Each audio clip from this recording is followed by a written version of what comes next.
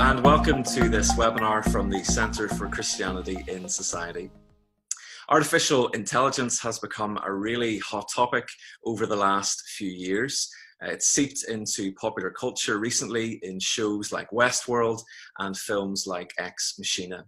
And some people are very optimistic about the potential benefits of AI and even how it could transform what it means to be human. Other people are far less enthusiastic about it and have even predicted a future in which AI could threaten the existence of the human race itself. So what are we to make of all of this? How much of this is just wild speculation? And how should we engage as Christians in the discussion around AI? Well, these are some of the questions that we'll be talking about today, and I'm really delighted to be joined by Dr. John Lennox for the discussion. John is a Professor Emeritus of Mathematics at Oxford University, and he's the author of a number of books which explore the relationship between science and Christianity. His most recent one is called 2084, which is all about artificial intelligence. So thank you so much, John, for joining me today. It's a great pleasure to be with you. Great, thank you. And for those who are watching who perhaps don't know much about you, John, can you just tell us a little bit about yourself? Well, the first relevant thing is that I was brought up in Armagh and went to school there. And then I left Ireland and went to Cambridge for my formal education. And I spent 7 years in Cambridge and over 20 in Cardiff, teaching mathematics in the university, and I've ended up in Oxford where I've been for over 20 years. And during all of that time, in fact, since school days, I've been very interested in the interface between science, philosophy, and Christianity, because I'm just fascinated by the big questions. Mm-hmm. And as we've just sort of mentioned, you have this new book out called 2084. So what led you to write this book about artificial intelligence? Well, artificial intelligence raises huge questions, which we shall be discussing, particularly about the nature of human beings. When you go to the more science fiction side of it that you mentioned earlier in connection with Westworld and Ex Machina. And therefore, that was one of the questions. But I have for many years been interested in anything that raises questions about what we can do with human beings. Mm-hmm. And artificial general intelligence, that I'll define in a moment or two, I'm sure, it has to do with remodeling humanity itself. And through bioengineering and drugs and all kinds of artificial enhancements. Mm-hmm.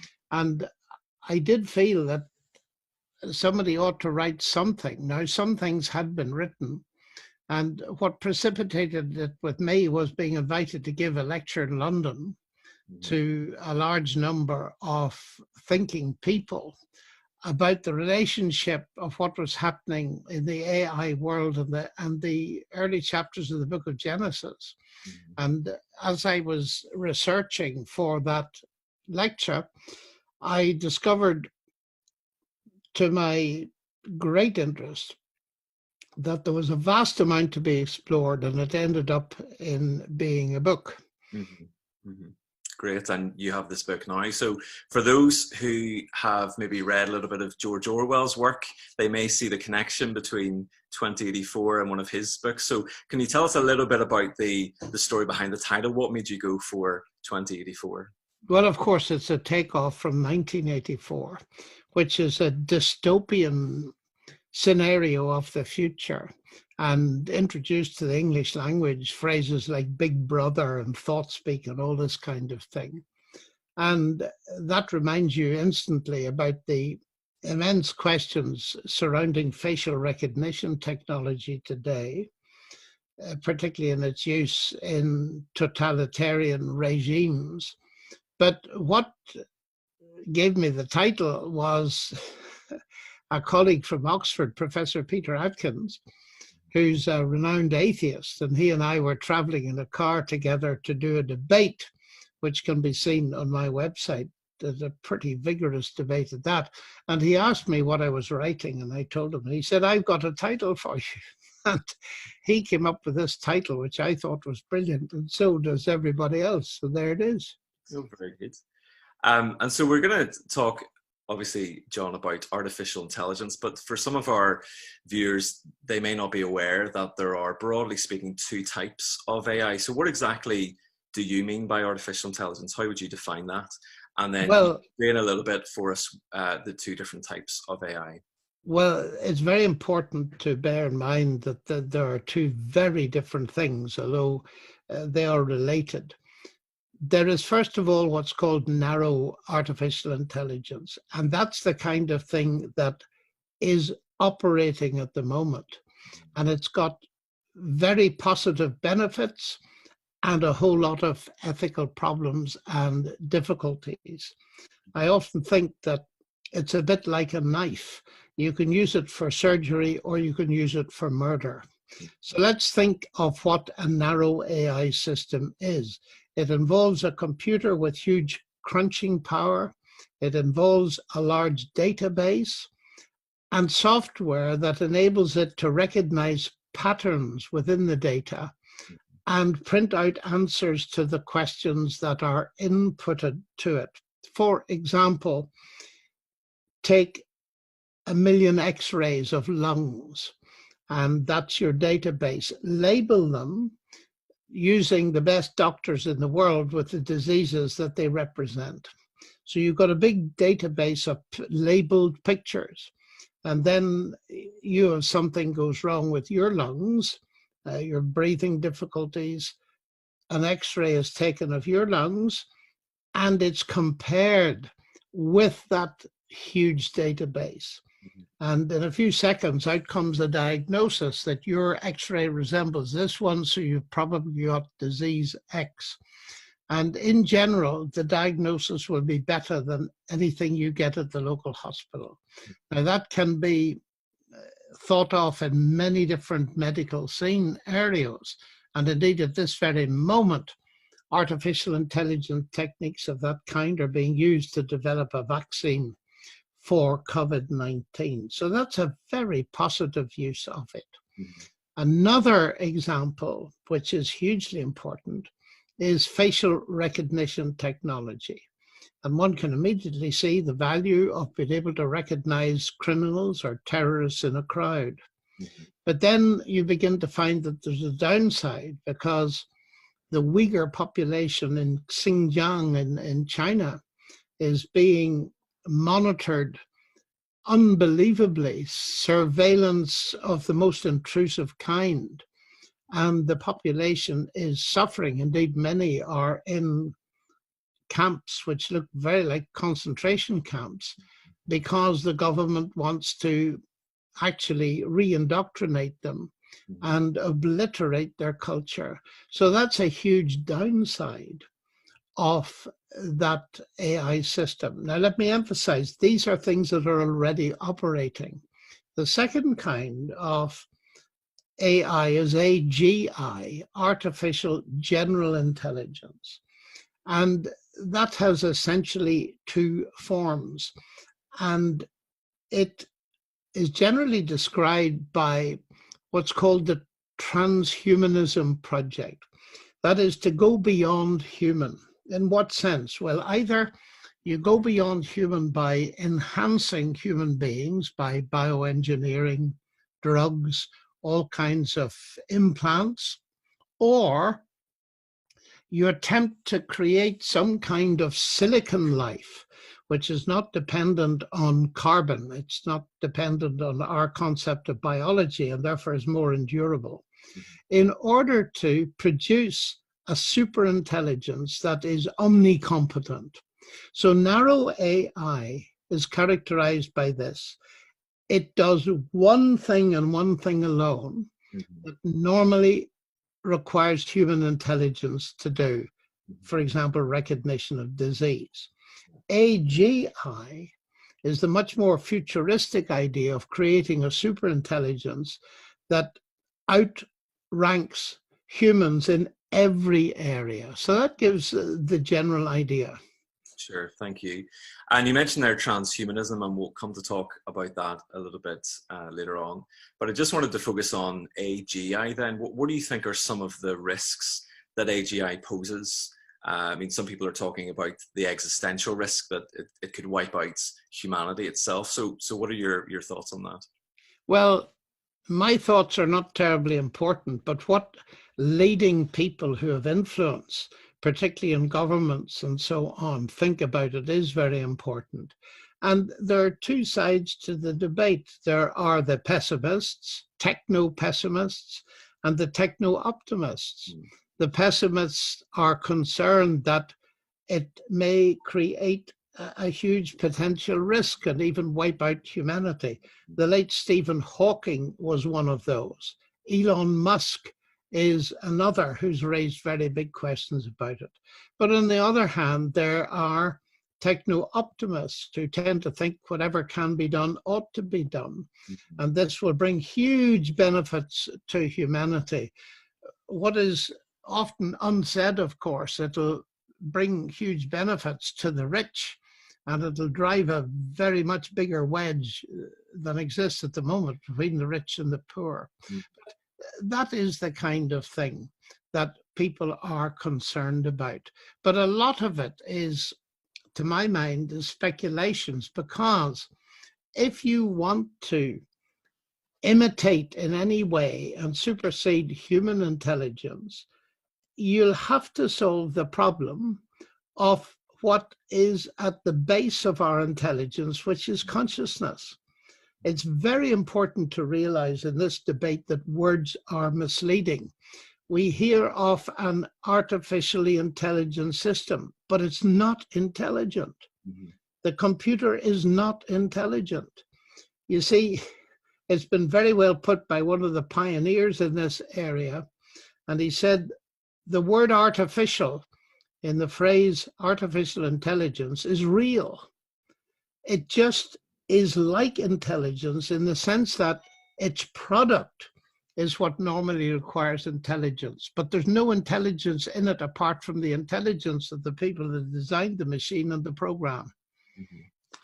So, John, speaking about transhumanism then, and this worldview that's growing in popularity, what do you think are some of the key differences between transhumanism and Christianity? The best way to explain that, I think, is to refer to the work of Yuval Noah Harari, who's an Israeli historian that's written two runaway bestsellers, Sapiens and Homo Deus. And the second of those two books, Homo Deus, The Man Who Is God, really explains the transhumanist program. And he has two agenda items for the 21st century. The first is the solution of the problem of physical death. And he reckons that's simply a technical problem. It will have a technical solution, which will mean, incidentally, that human beings will die, but they won't have to die. The second agenda item is what he proposes we will do with human beings. And he points out that we've been brought beyond the animal stage to the stage where we have intelligence and we've got all these abilities, but we're going to supersede that. We're going to, in particular, enhance human enjoyment and flourishing. And we'll do it by a combination of genetic engineering, implants, and all kinds of things like that, so that we shall move towards being gods with a small g, as he puts it. And that's a very ancient philosophy. And the roots of it you find at the beginning of the book of Genesis, where the human beings were tempted and told that if they ate the fruit of a forbidden tree, they would be as gods. And that was only a half truth. But the whole point is it has spawned those searchings for not only immortality, but for godlikeness. And here we meet them again in the 21st century. Now, you've asked me what is the difference between that and Christianity. The difference is utterly profound, because transhumanism and Harari think that the solution to the problem of physical death is in the future. Mm-hmm. And actually, it's not. The problem has already been solved. And the heart of Christianity, of course, is that Jesus Christ rose from the dead and promises to anybody who trusts him that they will receive what is called eternal life, and they will eventually be resurrected. So the idea of uploading human beings onto silicon, well, that is a pipe dream, but in any case, it's unnecessary, because Christ has offered this upload, so to speak, as a free gift to those who trust him, rather than as a product of endless engineering, which will probably never reach it. The second thing is that the heart of the Christian faith is the exact opposite of the Homo Deus project. Think about it. Homo Deus is humans reaching up to become gods. But Christianity centers around the incarnation, which is God becoming human, with a purpose of providing a basis for incorporating human beings who trust Christ into the family of God.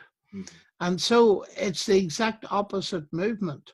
And one of my objectives in my book is to say, look, we are taking seriously, increasingly seriously, various visions of the future provided by thinkers about artificial intelligence.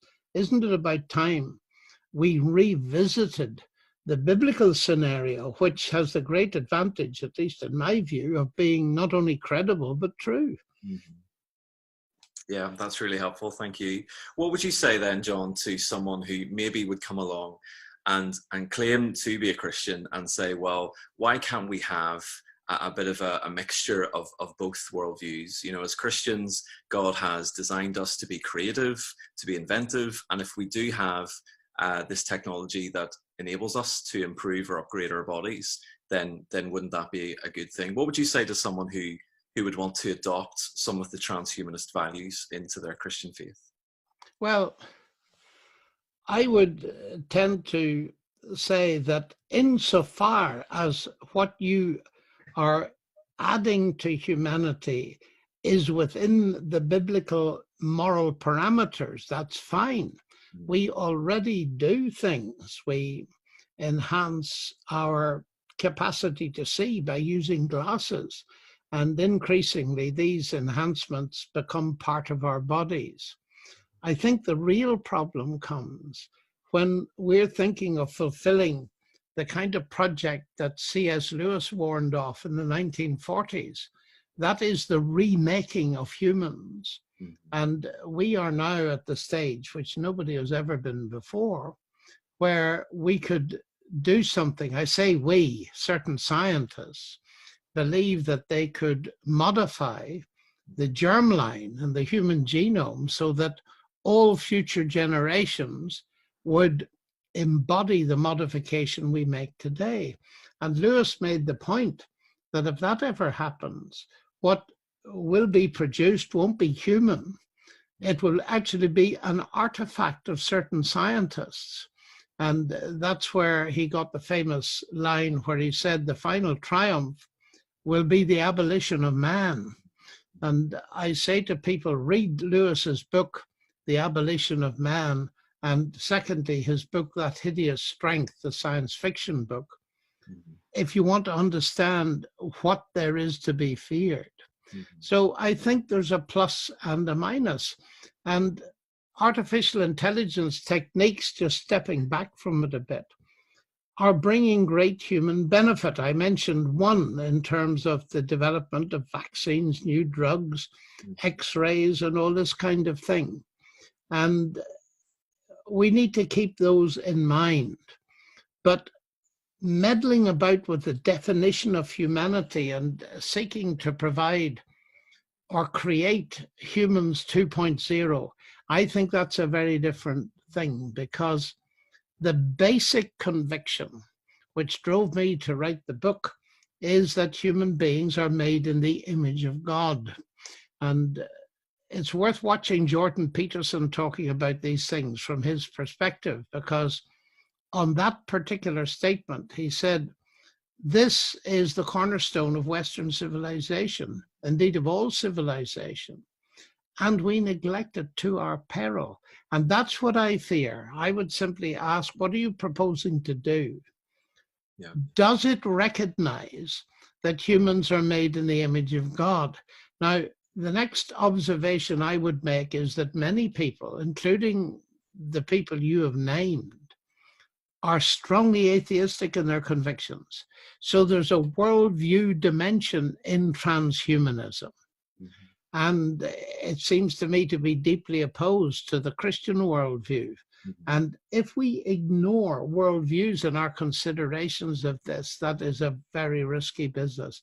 And that's one of the reasons, Michael, why I wrote the book, to draw people's attention, not only Christians' attention, but people's attention to what is involved here. It is not just a technological revolution. It is driven by a particular view, atheism in many cases, and in the end undermines the Christian value system. And if we believe that to be true, then we need to stand up and be counted. Absolutely. And you say there that that really important biblical idea of human beings being created in the image of God, that gives value and dignity to humanity, whereas it seems like transhumanism really undermines the essential value of humanity. But another idea that we see in Scripture is a very central one, is the idea that God becomes man. Jesus Christ is God in the flesh. How do you think that also affirms the intrinsic value of humanity? Well, in a very obvious way, that is so obvious that many people have never realized it. The statement that John makes at the beginning of his gospel, and the word became flesh, is an authentication of humans 1.0, that God has imparted such a dignity and unique specification to human beings 1.0 that he could become one. And the more I think about that, the more awe-inspiring I feel it is. It gives dignity not only to me, but to every other human being. It's the basis of treating them with respect. And it's the basis of not meddling with anything that could affect that concept negatively. Mm-hmm. Thank you, John. And finally, then, how do you think that we as Christians can engage in this discussion on artificial intelligence? Well, first of all, I think we should engage. And for Christians, it is an opportunity to talk about something that everybody is interested in. And again, I wrote the book to give them some information so that they could share that. And I really do believe that one of the best ways of engaging with people is not trying to teach them and give them the impression that we're somehow superior in what we know, but to proceed by asking our friends questions, what they make of AI, where do they feel it's going, does it raise questions in their minds, and get a discussion going that is genuinely two-sided, and wait, and here's the important thing, wait until our friends invite us to share what we think about it. So quick to listen and slow to speak, I think, is one of the very important things in any communication of the Christian message. Mm-hmm. Yeah, that's very, very helpful. Thank you so much for your time, John, today. And if you are watching this and you would like to pick up a copy of John's latest book, 2084, it's now available online and in paperback as well. So we'll have a link in the description. You can pick up a copy there. If you'd like to access more resources on how to think Christianly, you can visit our website. It's www.christianityinsociety.org. And until next time, goodbye. Goodbye and thank you. You might also like to look at 2084book.com, which is a special website devoted to 2084, artificial intelligence and the future of humanity. Enjoy and thank you very much.